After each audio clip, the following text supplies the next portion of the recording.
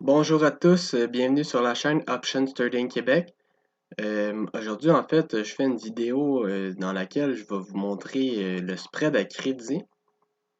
Avant toute chose, je fais ma petite mise en garde habituelle, comme quoi, en fait, moi, un- je suis pas certifié, je suis pas un professionnel certifié et je peux pas être tenu responsable des pertes que vous effectuez dans votre portefeuille suite au visionnement de la vidéo.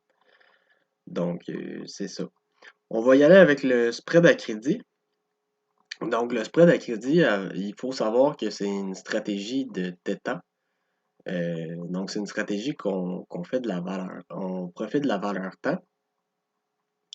Donc, contrairement, si vous avez vu la vidéo sur le spread à débit, on avait vu que lorsqu'on faisait le spread à débit, on subissait un peu la valeur temps. On perdait de l'argent avec le temps s'il ne se passait rien. Dans le cas du spread à crédit, s'il ne se passe rien, tant mieux, tant mieux parce qu'on en profite. Donc, on va le monter ensemble. En fait, j'ai déjà monté, mais on va le regarder ensemble. Donc, le prix actuel du titre est de 210,76. Ce qu'on veut faire, là, on fait un spread à crédit à la hausse. Donc, notre opinion, c'est la hausse. Donc, quand est-ce qu'on fait de l'argent dans le spread à crédit à la hausse? En cas de hausse, si le titre reste neutre, ou en cas de très légère baisse. Vous allez voir. Donc, on va y aller. On commence en fait, on fait un short put à at the money, donc à 210. Euh, on encaisse 2,19. Donc, vous voyez ici, short put. On encaisse 2,19 parce qu'on le vend au moins cher. On le vend au bid. Et on fait un long put 208. Et on encaisse, on dépense 1,50 et 1 pour le long put. Donc on le voit, on achète au plus cher. Ça nous fait un crédit net de 68 sous. Ce crédit net-là, c'est nos profits maximum.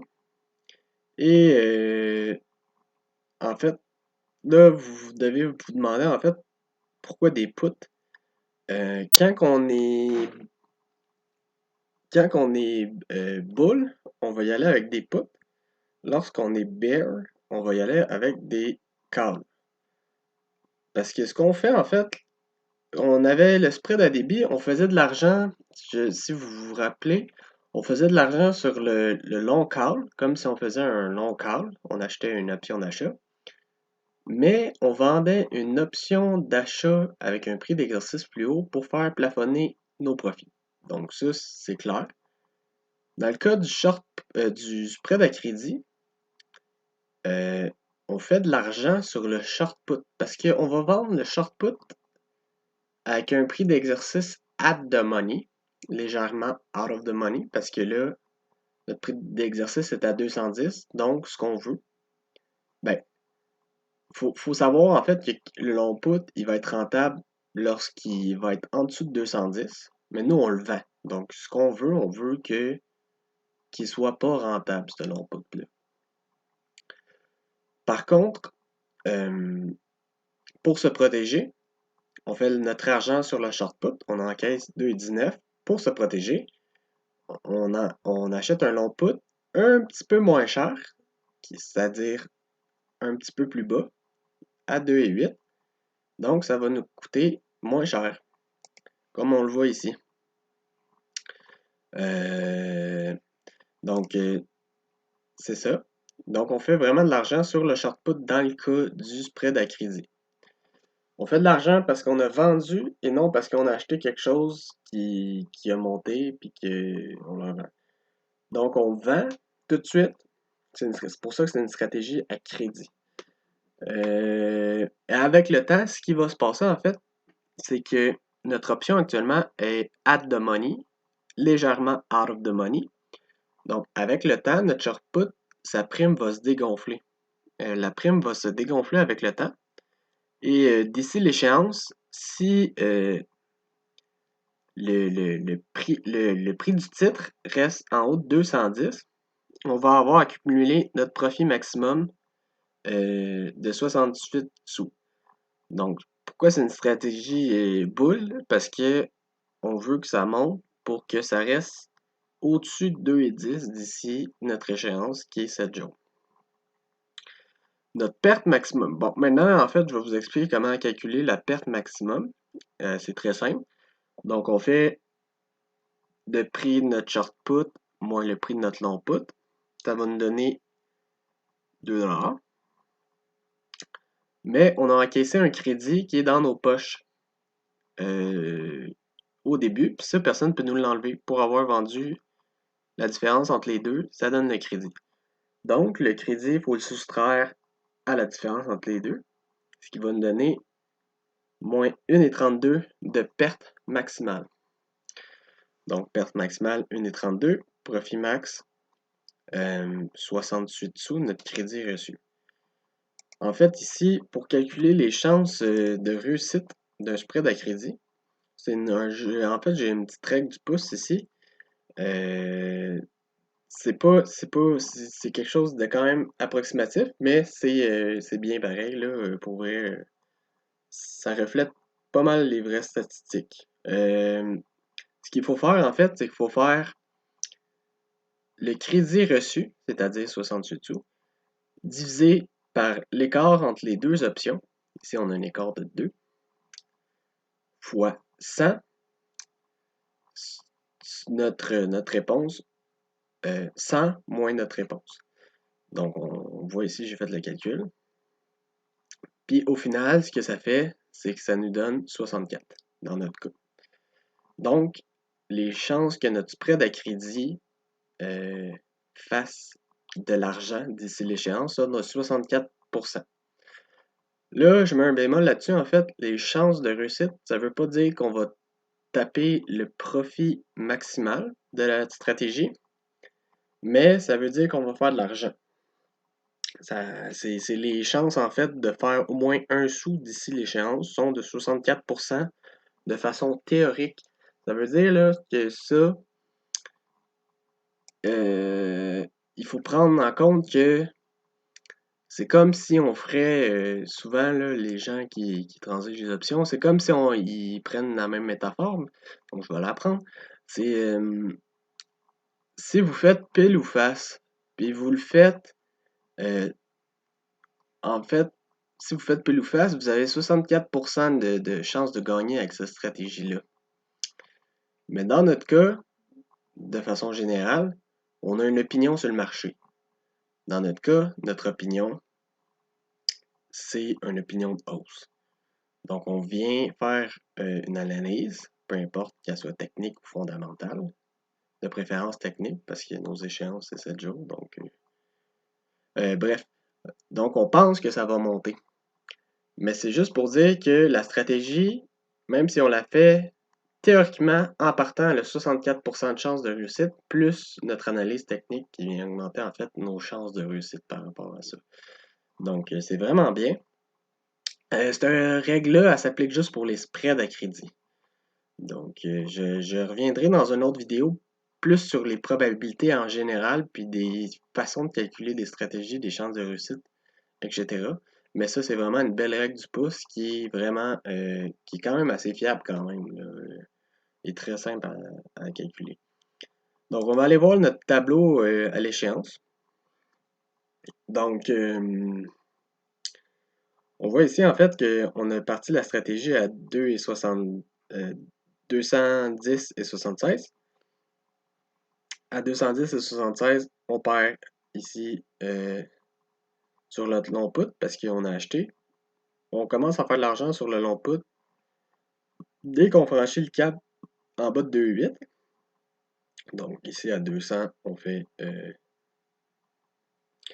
6,53. Mais comment qu'on fait 6,53 si c'est une différence de 8? On fait 208 moins 200, ce qui va nous donner 8, moins ce qu'on a payé. Donc on encaisse 6,53 sur le long put. Donc ici, en fait, pour le short put, pourquoi qu'on perd ça? Ici, c'est parce qu'on est obligé d'honorer notre promesse. On a encaissé en fait 2,19 sur le short put, mais notre prix d'exercice sur le short put est de 2,10. Donc vous voyez ici qu'on commence à perdre de l'argent sur le short put. C'est parce que, par exemple, ici à 209, on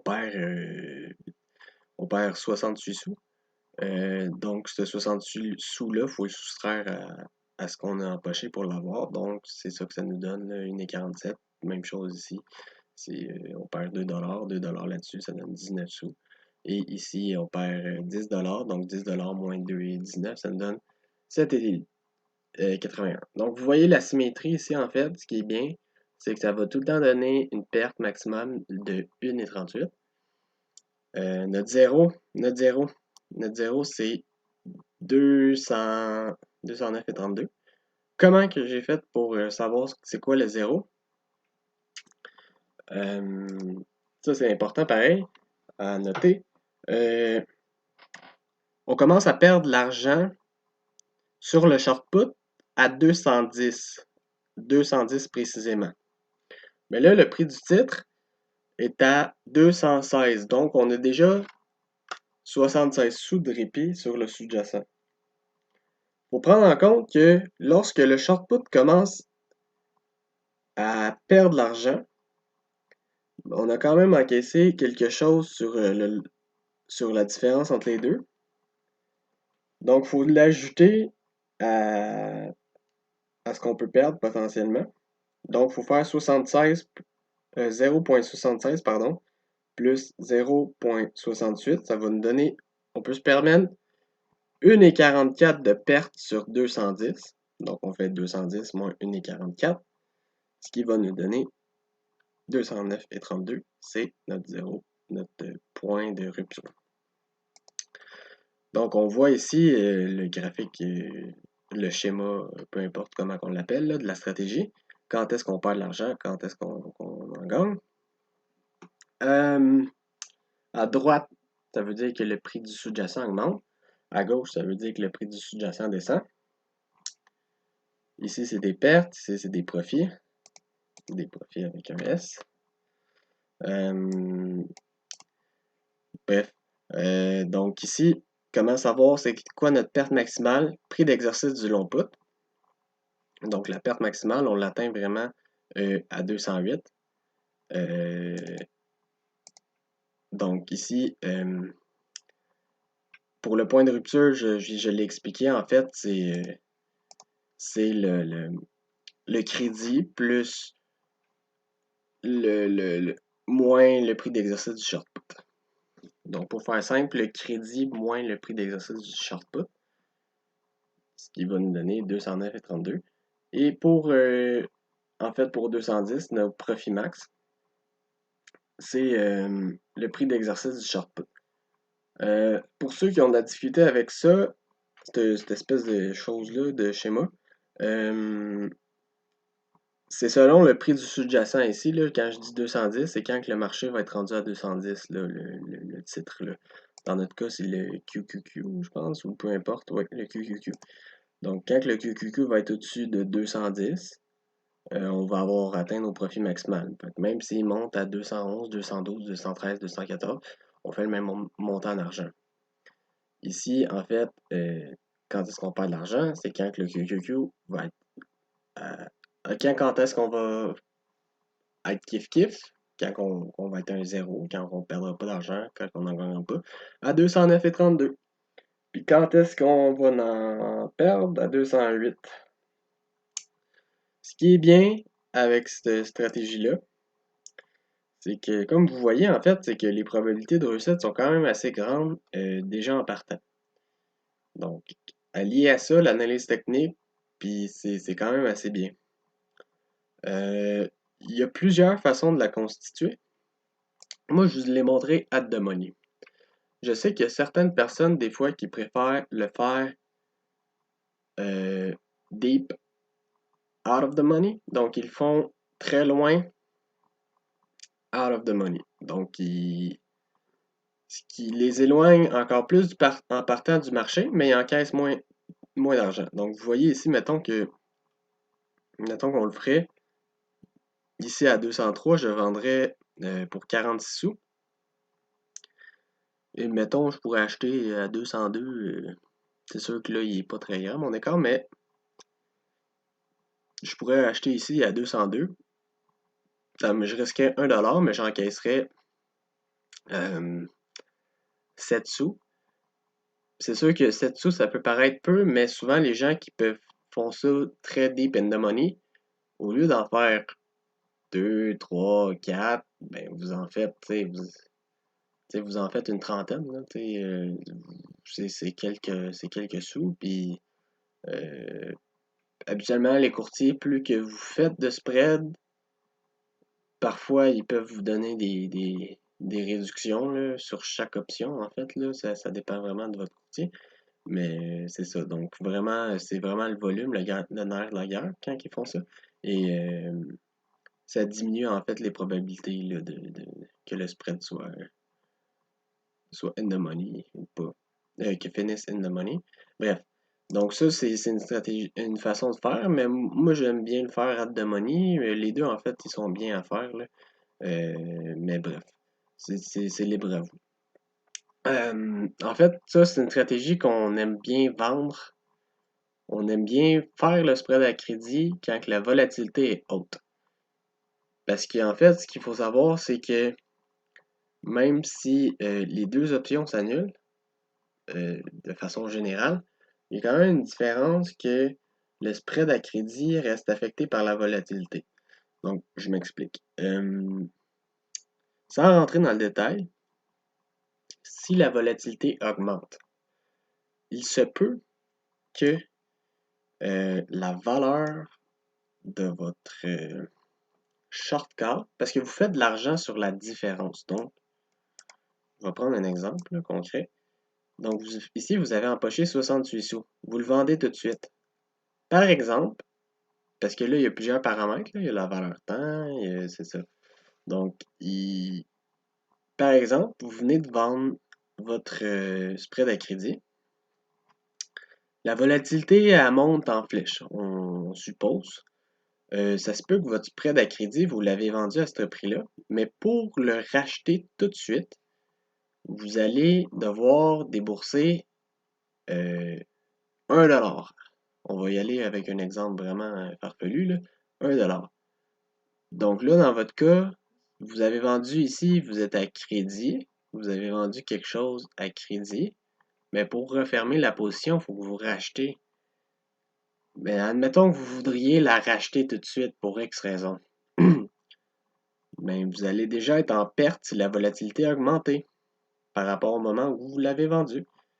Mais l'inverse aussi est aussi vrai. L'inverse, mettons que vous l'avez vendu 68 sous, puis que tout d'un coup la volatilité descend d'une manière fulgurante, mais peut-être que vous allez racheter ça 30 sous ce que vous avez vendu. Donc, vous rachetez 30 sous votre spread que vous avez vendu à 68, ça vous fait une différence de 38 sous. Donc, vous avez fait, c'est ça, 38 sous, comme ça. Mais là, vous comprenez en fait, juste ce que je veux dire en fait, c'est que quand la volatilité elle est élevée, le spread, les primes d'options se gonflent.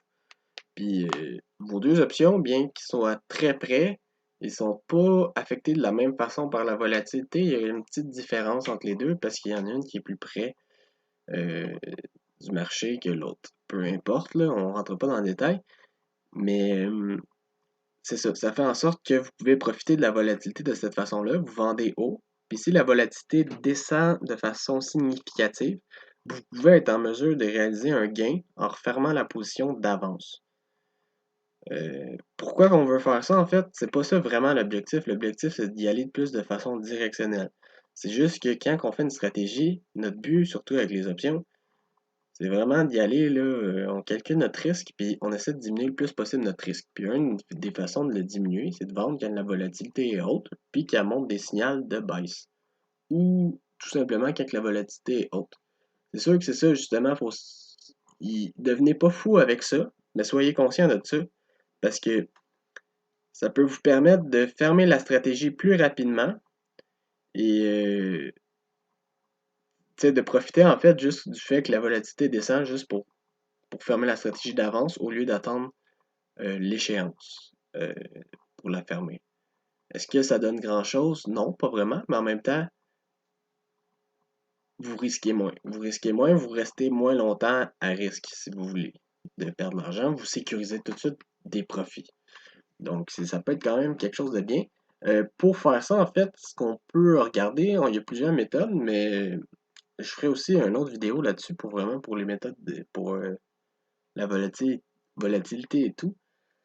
Si vous avez un titre, vous transigez par exemple on va y aller avec un classique que même moi j'aime bien faire. Vous transigez sur un titre en fait qui copie le S&P 500 ou un dérivé là, comme pas un dérivé mais comme un indice un peu similaire, mettons comme le Nasdaq 100 ou quelque chose comme ça. Vous, euh, Vous pouvez faire l'analyse technique sur le VIX parce que le VIX représente en fait la prime des options. Et quand le VIX augmente, c'est que la prime des options se gonfle parce que la volatilité de ces options-là augmente. Donc, le VIX augmente. Donc, lorsque le VIX va être à la baisse, ça veut dire que la prime des options du S&P 500 diminue. Donc, lorsque vous faites l'analyse technique sur le VIX, vous êtes capable de dire, OK, ça va diminuer. Quand on fait l'analyse technique sur le VIX, on essaie de prendre des indicateurs quand même solides parce que le VIX lui-même est volatile. Et on prend quand même une période de temps là, quand même assez large là, parce que c'est ça, comme je dis, il est volatile. Mais bref, si vous n'êtes pas trop à l'aise avec ça, cassez-vous pas la tête avec ça, ça change rien à l'échéance. À l'échéance, ça va changer rien. Si la volatilité augmente, vous êtes affecté par ça.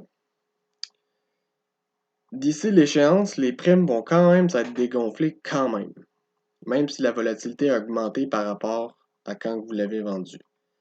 Donc, vous n'avez pas besoin de vous soucier nécessairement de tout ça, mais ça peut être quand même bien parce que si on est capable de fermer le trade puis que ça soit gagnant le plus tôt possible, c'est toujours bien. Une autre chose qui est bien avec ça, c'est comme vous avez une marge de manœuvre en fait, parce que vous encaissez le crédit, vous pouvez fermer la position d'avance si jamais vous voyez qu'elle va se retourner contre vous. Puis ça vous laisse même un jeu si le marché descend un petit peu. Parce que si vous croyez que le marché va monter, mais que vous n'êtes pas trop sûr, puis que finalement, votre trade, pour X raison, le marché l'embine, puis ça finit euh, légèrement à la baisse, ben vous n'allez pas être perdant quand même parce que le coussin va vous avoir protégé, même que vous allez peut-être avoir fait de l'argent. Bref. Une dernière chose par rapport à ça, après ça, j'ai pas mal fait le tour de ce que j'avais à dire. Le spread à crédit, c'est quand même bon pour vrai de l'apprendre. Moi, personnellement, je l'adore. Même que je le recommande plus par rapport au spread à débit, dans la plupart des situations, en fait, là.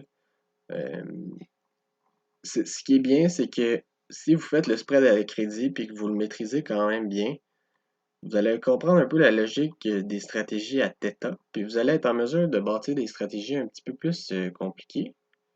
Et de fil en aiguille, de cette façon-là, ça va vous aider un peu avec les options. Mais personnellement, moi je trouve que c'est bien parce que quand on apprend le spread à crédit, ça nous permet de réaliser un Iron Condor. Vous pouvez aller voir la vidéo là, sur le Iron Condor, là.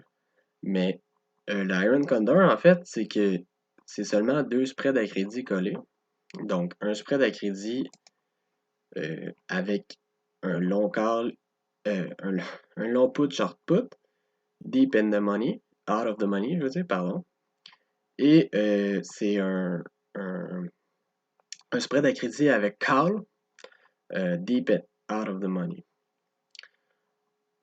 Bref, donc c'est pour ça, quand même, c'est bien vraiment là, d'apprendre ça. Une autre petite chose, je le mentionne, mais je vais faire une vidéo prochainement, à un moment donné, là-dessus. Dans le fond, je vais juste le montrer pour ceux qui ont de la misère à le visualiser, là. Mais vous pouvez le faire à la baisse aussi, le spread à crédit. Vous pouvez faire, au lieu dans le fond de faire un long put, short put, vous faites le long call, ici, le short call ici, le plus at the money. Et un petit peu plus haut, mettons à 213, vous achetez le long call pour vous protéger en cas de hausse, si jamais ça se retourne contre vous. Mais là, lorsque vous le faites avec des calls, vous avez la stratégie, le même graphique de stratégie, mais de façon baissière. C'est les mêmes choses qui s'ajoutent. Euh, les probabilités sont les mêmes, mais sachez que euh, de façon générale, le marché est à la hausse. Donc, c'est quelque chose qu'il faut prendre en compte quant aux probabilités, mais tout s'applique. Tout s'applique quand même pour ce qui est du spread à crédit à la baisse. C'est la même chose. Je vais faire une vidéo prochainement, là, vraiment ceux qui ont de la difficulté à comprendre comment le monter à la baisse. Mais bref. À part de ça, en fait, je vais vous souhaiter de passer une excellente journée. Et je vais vous dire en fait de faire attention à vous. Et on va se revoir dans une prochaine vidéo. Bref, à plus.